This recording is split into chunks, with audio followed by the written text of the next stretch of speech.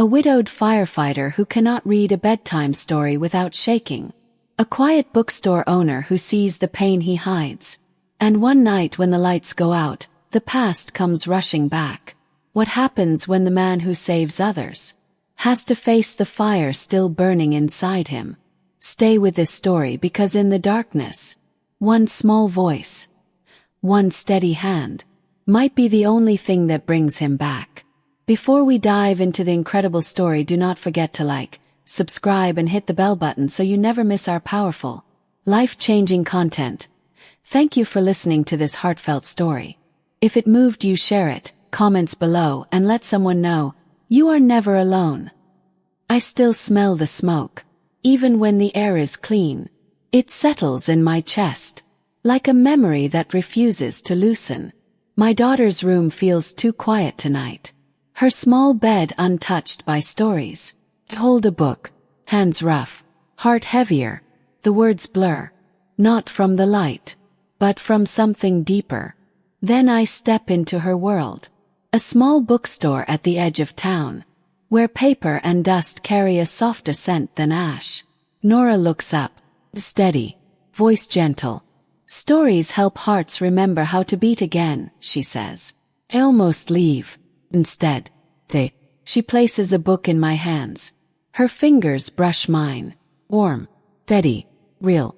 That night, I try again. My voice cracks, each word scraping against grief. My daughter listens, waiting. I feel the weight of her hope, sharp as heat, unexpected as flame. Days pass. The bookstore becomes a refuge. Wooden shelves, soft light, the quiet turning of pages. Nora sits nearby, never pushing, always present. One evening, a storm rolls in. Thunder shakes the windows. Rain lashes like a memory breaking open. My daughter clings to me. Fear rises fast. Familiar, burning, freeze. The room feels too small, too loud, too close. Then Nora kneels beside us. Her voice calm, cutting through the noise. Read, she whispers. My hands tremble. Begin. One sentence, then another. The storm outside roars, but inside, something shifts. My daughter breathes slower. Her grip softens, and my voice, once lost in fire and silence, finds its way back. Not strong, not perfect, but alive. I look at Nora, her eyes holding mine, steady as the horizon after a long night. In that moment, the past loosens its hold. Pain remains, quiet, honest, yet something new rises with it. Fragile warmth, growing, page by page. And I keep reading. The words settle deeper now. Not only in her, but in me. Each sentence feels like a bridge, stretching over something broken. Nora watches quietly, hands folded around a chipped mug. Steam rising between us like a soft curtain. I notice small things. The way the floor creaks under careful steps. The faint scent of cedar and old paper. The steady rhythm of rain easing outside. Then it hits me. A sharp twist in my chest. Sudden. Uninvited. The memory. Flames roaring. Heat swallowing the air. A child crying somewhere beyond reach. My breath catches. The book slips slightly in my hands. For a moment, the bookstore fades. And I stand inside that night again. Smoke thick. Vision narrowing. Heart pounding like a warning bell. My daughter's voice pulls me back. Daddy, the story. Tough, fragile, real. Blink. The shelves return. The warm light. Nora's steady presence. She steps closer. Not rushing. Not asking. Just there. Her hand rests lightly on the table. Close enough to anchor me. Stay here, she says. Quiet as a promise. Swallow. Force air into my lungs. Feel it expand. Low. Uneven. Then I read again. The words stumble at first. Edges rough with fear. But they continue. And so do I. My daughter leans against me. Her weight small. Certain. Trusting. The storm outside fades to a whisper. Yet inside, something larger shifts. Not a sudden healing, not a clean break from pain, more like embers, glowing beneath ash, waiting for breath. Nora meets my eyes, and for a second, everything feels suspended. Past, the loss, the long silence, all held in that fragile space. I realize then, this is the moment that frightens me most. Not the fire, not the memories, but the quiet chance, to feel again, to risk warmth. After learning how to survive the cold, my voice lowers. Steady now. The story grows softer, gentler, and as I turn the next page, my fingers brush Nora's again. This time, I do not pull away. The contact lingers, unexpected, electric in its stillness. My heart stirs, uneasy, alive, and somewhere between the lines I read, and the silence she offers, something begins to open, slowly, carefully, like a door I once believed had burned shut forever. Like a door I once believed had burned shut forever. It opens a fraction more. With every breath I dare to take, the night stretches around us. Quiet now, almost listening. My daughter drifts toward sleep, her hand still curled in my sleeve, as if holding me in place. Keep reading. Slower, softer. Each word lands, not as a duty, but as something chosen. Nora shifts closer, the faint brush of her shoulder near mine. Steady, unafraid. The closeness startles me. A different kind of heat rises. Nothing like fire, nothing like loss. Something patient, something alive. Pause. The silence hums, thick with everything left unsaid. Inside, water drips from the eaves. A slow rhythm, like a clock learning gentleness. Then a sound, a sharp crack from the back room. But, splitting, sudden, out of place. My body reacts before thought. Every muscle tightens, pulse surges, vision sharpens. The book drops. My daughter stirs, small voice trembling. Air shifts, charged, unsteady. I stand too quickly.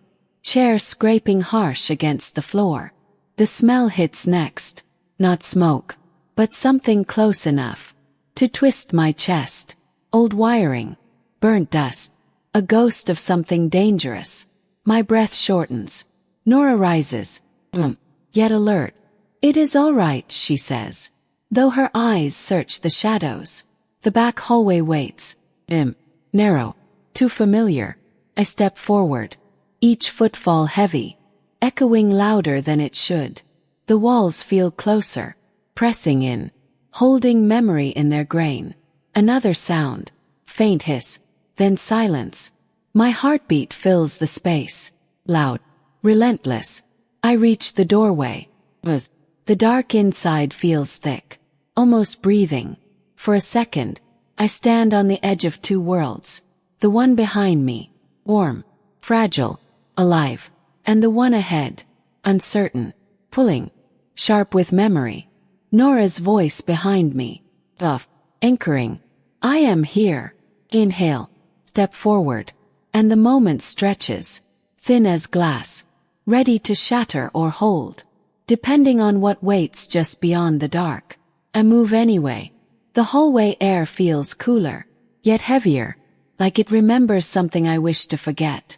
Each step presses sound into the floor. Dull echo, too loud for such a small place. My hand grazes the wall.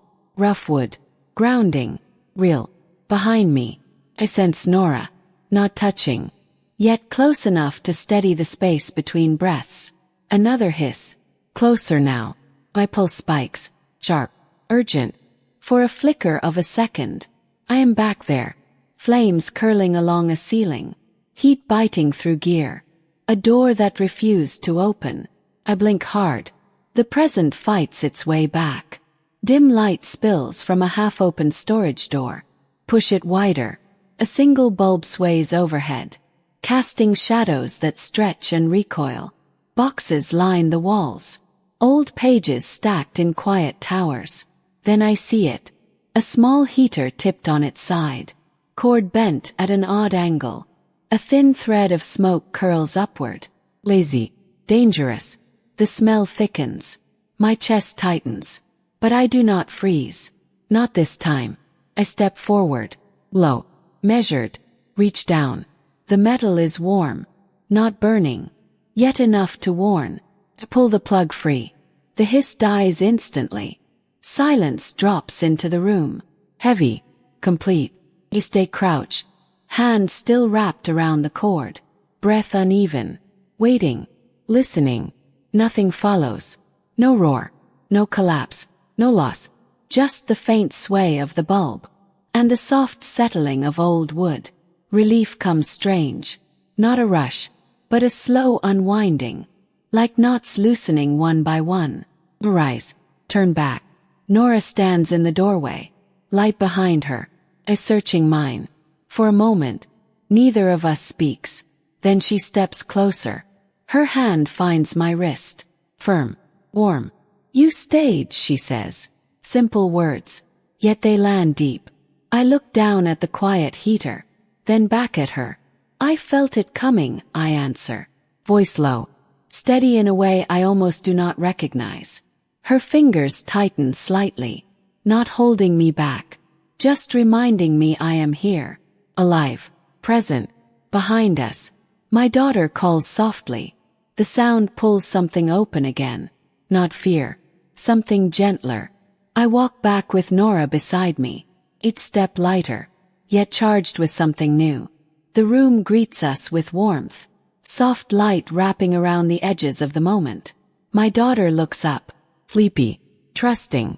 I pick up the fallen book. My hands still tremble. But differently now. Not from memory. From the weight of what almost returned. And what I kept from happening. I sit beside her. Nora close again. The space between us smaller than before. I open the page. And as I begin to read, my voice carries something new. Not just grief. Not just survival. But the quiet strength of standing in the dark. And choosing to remain. Even as the shadows shift again. Just at the edge of sight. Waiting to test how much of this fragile light I can hold. Just at the edge of sight. Waiting to test how much of this fragile light I can hold. Keep reading. The words flow steadier now. Not perfect, but rooted. My daughter's breathing evens out. A soft rhythm against my side. Her trust resting fully in my voice. Nora sits close. Close enough that I feel her warmth. A quiet presence that asks for nothing, yet gives everything. The room feels different. Not untouched by fear, but shaped by what we just crossed. I turn another page. My fingers hesitate. Faint flicker above. The bulb dims, then steadies, then dims again. Small thing. Yet my body notices. Every sense sharpens. The hum of electricity shifts. Low. Uneven. The air tightens. Barely there. Yet enough. Pause mid-sentence. My daughter stirs. Eyes half open. Keep going, she murmurs. Off. Sleep heavy. Swallow. Continue. But the words feel thinner now. As if something unseen leans closer. Listening. The light flickers again. Longer this time. Shadows stretch across the shelves. Bending. Warping. Then snapping back. My heartbeat answers. Fast. Insistent. Nora glances upward. Then at me. A silent question. I shake my head slightly. Not fear. Not yet. Just awareness. Just that edge. Keep reading. Refusing to give the moment more than it deserves. Phil. My voice lowers. Instinct. Careful. Measured. Another flicker. The hum cuts out. Darkness drops sudden and full. My daughter grips my arm. The book slips from my lap. For a second, everything holds its breath. No light. No sound. Only the echo of my pulse. Filling the space. And Nora's hand finds mine in the dark. Her. Steady. I am here, she says again. Her voice clearer now. Stronger. Not fragile. Not uncertain. A line drawn against whatever tries to creep in. I inhale slowly. The dark presses close. But it feels different than before. Less like a trap. more like a test.